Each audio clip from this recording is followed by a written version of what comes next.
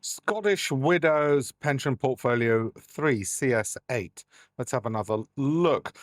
Here's the performance. Okay, so over the last 5 years, it's up about 42%, which is well below what the broader US markets might be up or are up. You might think, well, that's fine because you didn't want so much exposure to just the American markets. And it's not about what you could have had, it's risk adjusted returns. The problem with the risk adjusted return as measured by the Sharpe ratio is it's below one, which means you're getting more volatility than you need for the returns you're getting. But here's a bigger problem with why you're not getting the returns that you deserve, given the risks that you're taking in this. 60% of it is in developed markets. Scottish Widows Developed Markets Tilted Equity Tracker. Okay, so very ugly name, but that doesn't matter. So pretty much a 60-40 fund with 40% in bonds or high interest bank account you could have got yourself. So the 60% that's in stocks is essentially in another Scottish Widows fund, which is charging you more fees. So you look at that and how's that done? Well, that's really been the driver of most of the returns. And you might say, well, okay, well, that's fine. I shouldn't really have a problem with that. What's wrong with that? The fact that its performance is up and it's a developed markets tilted equity tracker. I'm looking at some of the data on it, which you'll be hard pressed to find anything decent on it anyway.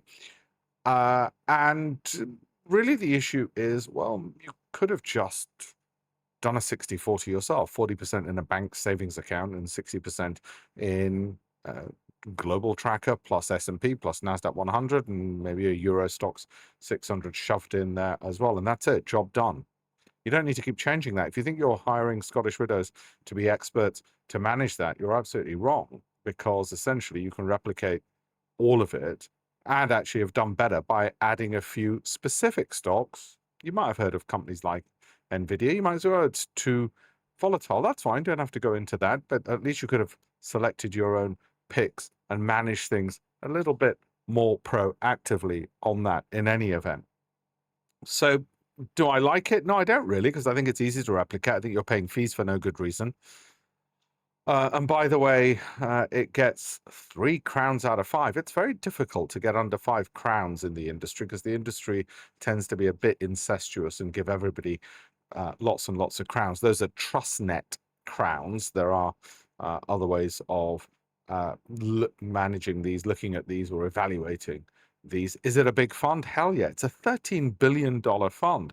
What do you think they're going to invest in? There's actually very little they can invest in when you've got billions and billions and billions under management. So, like I said, other than the fact that it's got a bunch of bonds, which any numpty could have bought, it's the fact that it's just in a series of funds you could have replicated yourself in any event.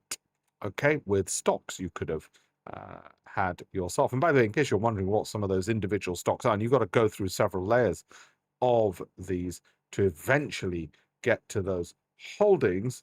Well, if you do manage to get to them, good luck, because they make it.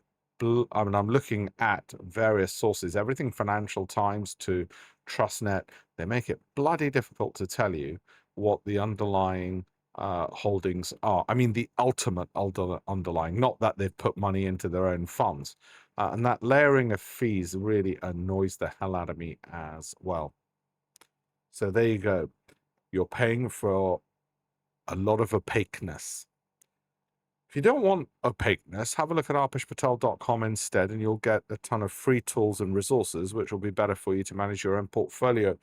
If you don't know who I am, I'm a hedge fund manager, author of 18 books on investing, and over 200 columns published in the Financial Times on investing. Thank you.